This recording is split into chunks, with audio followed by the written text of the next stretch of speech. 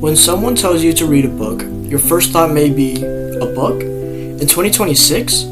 Or, but what should I even read? I had the same feeling. My friends were occupied and there was nothing to do.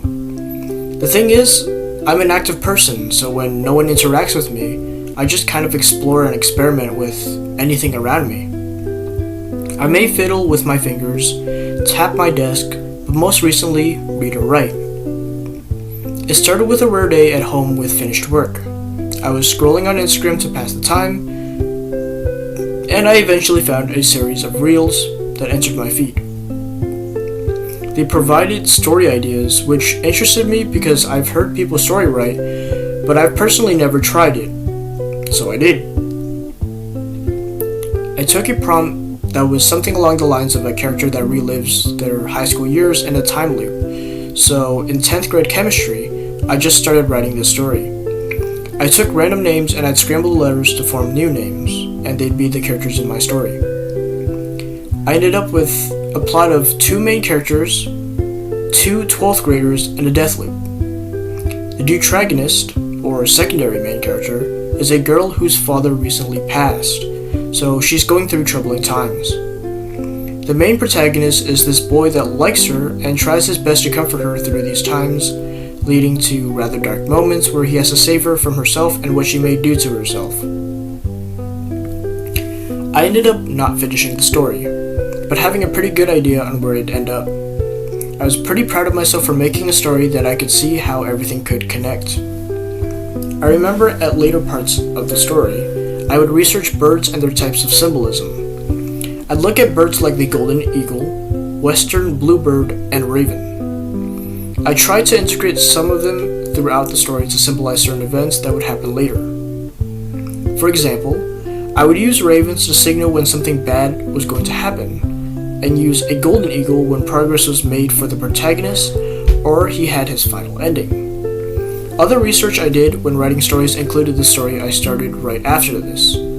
I had decided I was bored again and couldn't really advance the plot at the time, so I made a new story that would be a dark fantasy type of world that, like my friend described, feels like D&D. The story was sort of through the feel of a general's POV, so like the Napoleon movie. The general's life and battles every once in a while. So when I created characters, I naturally corresponded them with what I was researching on my own at the time. I was researching war generals and tried to figure who I thought was the most effective for their time. And it eventually snowballed from 10 generals to 15, then 20, then 25, then 30, and I ended with 60 world leaders from different countries, ranging from the United States to Japan to Saudi Arabia and to Argentina. They all range from a wide range of time too, from around 620 BCE to 2022. I would create allies and rivals for the story by looking through my list of people I've researched.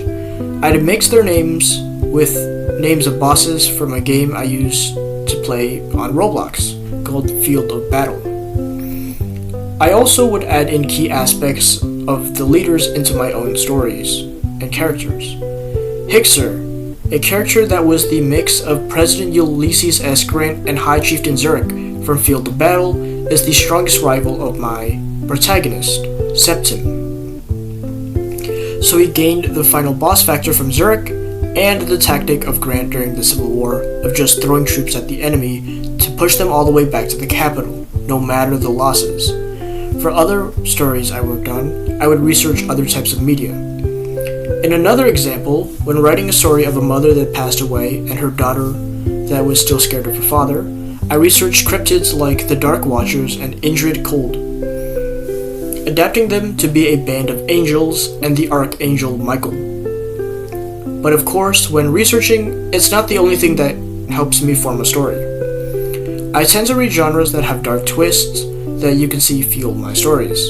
A few stories I enjoyed included The Modern Prometheus by Mary Shelley, Proxy by Alex London, and House of the Scorpion by Nancy Farmer. My introduction to some of these books included a review over it by a YouTuber, Wendigoon, a trip to the library in my freshman year and a personal recommendation by my 8th grade homeroom teacher. The books I read had me stay up all night to continue reading because they were just full of adventures.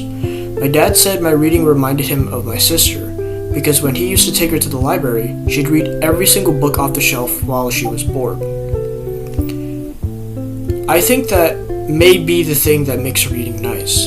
It's not what some people think where you have to read every single time you have nothing to do, or where you have to read a new book every single time you finish a book you were reading for a while. Reading is more of picking something you think is interesting. You don't have to pick up a book about time travel if you prefer sports. You don't have to pick up a biography of Barack Obama if you like dinosaurs. You can choose what to read and when to read it.